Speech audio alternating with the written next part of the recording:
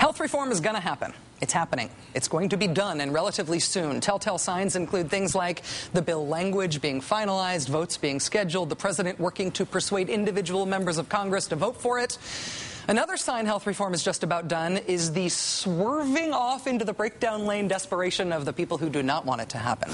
The corporate-funded fake grassroots group, Americans for Prosperity, today announced their last-ditch plan to stop health reform. They are directing people to drive circles around the district offices of members of Congress while honking their horns a lot. Seriously, that's the plan. Honking. If you're looking for a sign that health reform really is going to happen, I don't really know a better one than that.